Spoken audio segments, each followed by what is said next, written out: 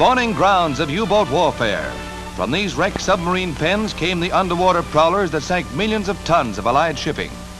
Prefabricated submarines at this Bremen shipyard might have put Germany on a mass production basis if the war had continued for a short time longer.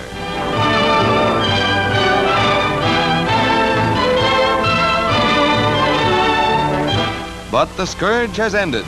The U-858 approaches Cape May, New Jersey, after having surrendered at sea to 2 destroyer escorts. The 240-foot underseas craft is manned by an American prize crew, keeping a watchful eye on the Nazi skeleton crew, which remained to operate the ship. The prisoners, who sank 18 Allied vessels, come ashore to await confinement at Fort Miles. Barely a day later, a second submarine arrives at Portsmouth, New Hampshire, after having surrendered formally off the Maine coast.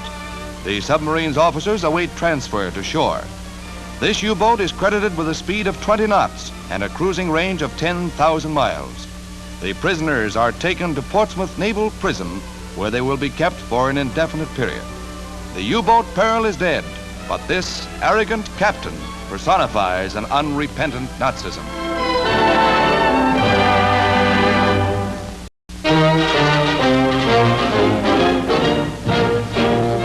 Berlin's Army School is the end of the road for the Nazi reign of terror.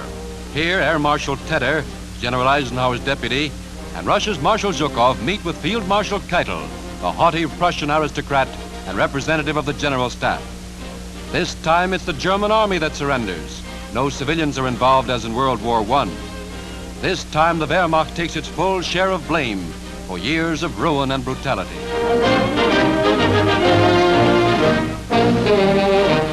Keitel signs, marking the end of all German military action.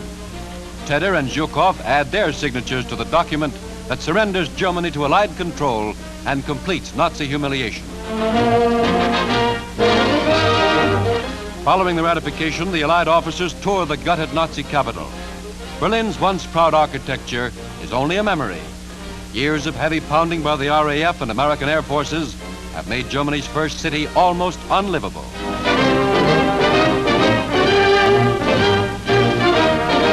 Thousands of tons of bombs have pockmarked the famous Brandenburg Gate and laid waste the Hotel Adlon, former meeting place of world travelers.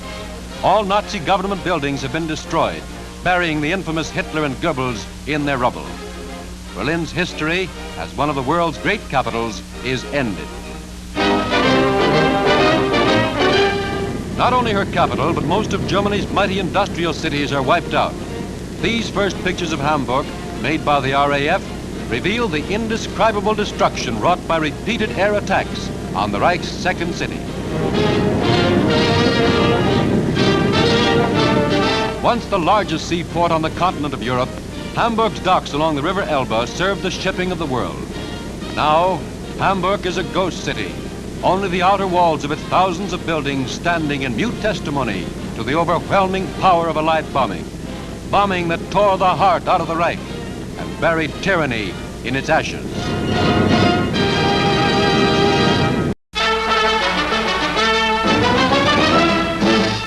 At Merkers, Germany, this salt mine holds one of the strangest secrets of the war. A secret that was to deal Germany a crushing financial blow during the last days of the conflict. Here, GIs uncovered a fabulous hoard of jewelry, silver, currency, bullion, and art treasures. Much of it the accumulated loot of 5 years of war. Practically every museum in Europe is represented in these masterpieces, which include Raphael's, Rembrandt's, Van Dyck's, and many other great masters' works, buried now 1,200 feet below the ground in what the Nazis considered a safe hiding place and a bomb-proof shelter. The 100 tons of gold bullion represents most of Germany's reserve. Signal Corps pictures show the enormous cache of currency from all the European countries in Reichsbank containers. $2 million in American money also were found. Allied officials will take charge of the treasure until its disposition has been decided. Murder will out, even from the depths of the earth.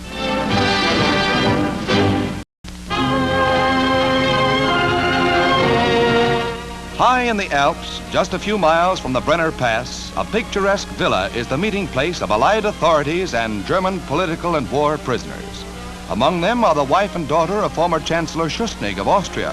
He was married during captivity, and one of Hitler's former financial backers, industrialist Fritz Thyssen, with his wife. Many royal prisoners were brought here from the Dachau prison camp, as was General Halder, formerly of the German General Staff, and Pastor Niemacher, the anti-Nazi Hitler dared not kill. Also among the liberated was a group of Allied flyers, and the nephew of the King of England, Lord Lascelles, captured in Italy. Another of the freed was Lieutenant John Winant, son of our ambassador to England. Farther north at Magdeburg, we meet a German of a different stripe, General Dietmars, Nazi military radio commentator and previous military governor of Magdeburg, surrenders to the Yanks. Dietmar's voice had failed long ago, and he used a double, like many another fallen Nazi blowhard. Our Superfort raids on Japan are swiftly being intensified as more and more of the B-29s roll from the assembly lines. This strike at Nagasaki blasts at airplane factories. From Saipan, others blast at Tokyo, and Iwo Jima-based fighters escort the heavy planes with an Army Air Force camera along.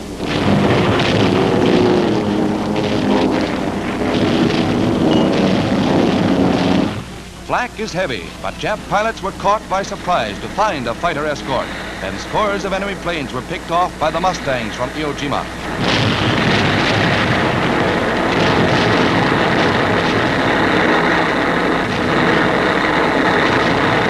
Heavy fires are burning as we start for home, dodging a blanket of flak. Those of the forts badly hit head for the strip at Iwo Jima instead of their home on Saipan. Thus, by using this new base, 50 landed safely that otherwise might have been lost. Pierced by numerous shell holes, their sturdy construction and skillful piloting brought them back safely. Japan will meet the fate of ruined Germany as we throw more and more power against her.